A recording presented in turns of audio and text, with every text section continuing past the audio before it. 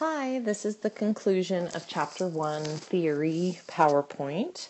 So Bronfenbrenner, he's another theorist who doesn't necessarily fall under any of our domains, cleanly. He's a different kind of theorist. So Bronfenbrenner, again, was alive until 2005, but he was a co-founder of Head Start.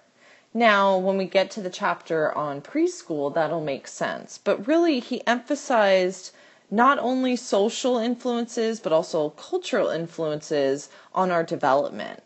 And he felt that everything is interrelated. Everything we go through, our relationships, experiences, they're all related and contribute to a child's development. So family, where we go to school, the community we live in, the society, the laws we have, all of them contribute to who we become. And he believed that we have bi-directional exchanges between us and our surroundings. So the child's kind of in the middle, and bi-directional means two-way. So the child is able to influence the context around him, the different systems, and those systems are also able to contribute to the child's development. So he had 4 major systems, and then one is about time.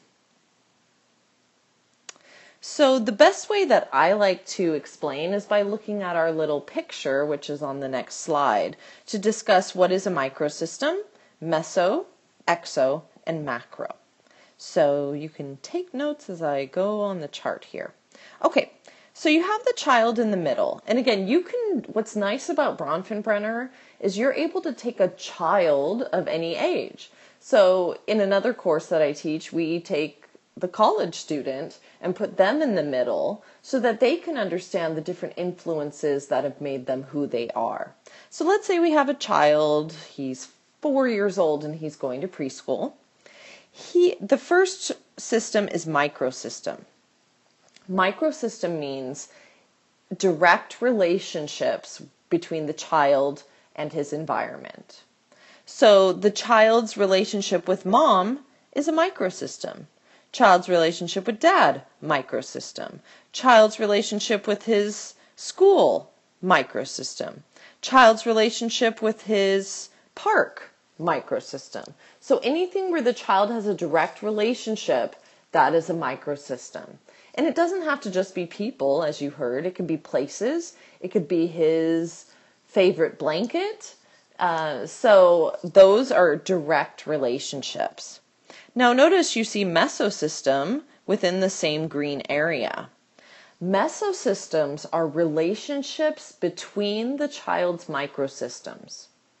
So child has a relationship with mom, a microsystem with mom, a microsystem with dad.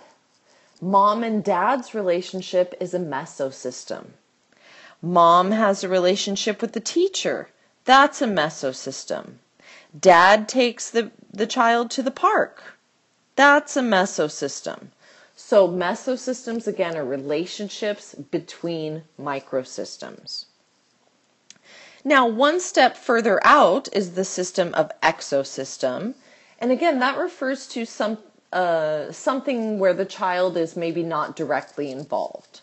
So typically the workplace is the best example for that. So let's say dad gets a raise. Well, that directly affects dad and indirectly affects the child because maybe now they have more income or they have better benefits. The child can also indirectly affect dad's work.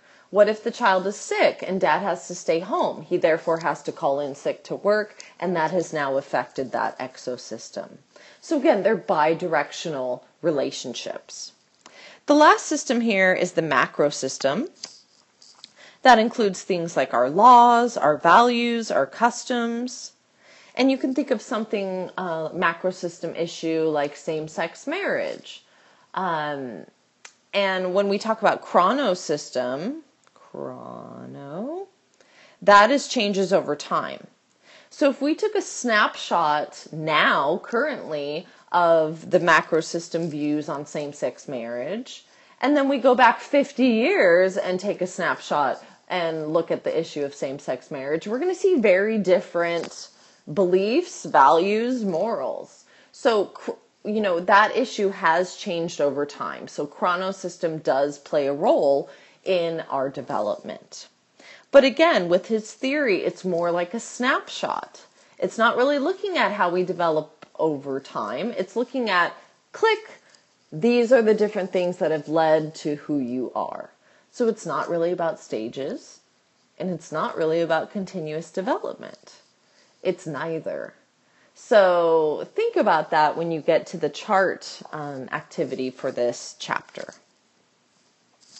What I also did is I have an example for you to do with Bronfenbrenner, the impact of divorce on the systems. Well, I decided to look at the positive impact of divorce. So when you download or when you go onto our Blackboard page, under Chapter 1, under Theories, there will be a whole class blog to do on Bronfenbrenner. And last but not least is behaviorism and social learning theory. Again, they are only talked about in Chapter 1 and not mentioned again. You are more than welcome to use them for assignments, but I don't want you to spend a lot of time memorizing them and learning them because you won't be tested on them. So what is behaviorism? Well, it's strictly observable, and it's about stimuli and responses. We want to register a certain response from a child, right? So look at the Pavlov's dog example. You show him food, he salivates, he slobbers. You ring a bell, he doesn't do anything. You do the bell and the food, the dog salivates. And after conditioning and doing this over and over and over, the dog will start to learn that if he hears the bell, food is coming, so he will start to salivate. And we actually do things like this with children, right?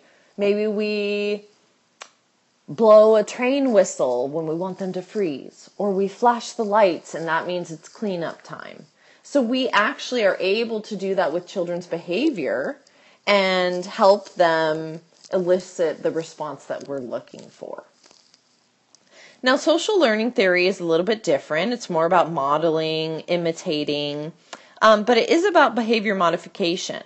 So if we want to change a behavior, again, we're going to model for the child what we hope that they do in the future. We'll maybe remove them from the situation, sit with them in what we call a positive timeout, or you don't even have to call it timeout anymore, but you sit with the child, you explain to them what occurred, and you explain to them how they could maybe handle it differently in the future.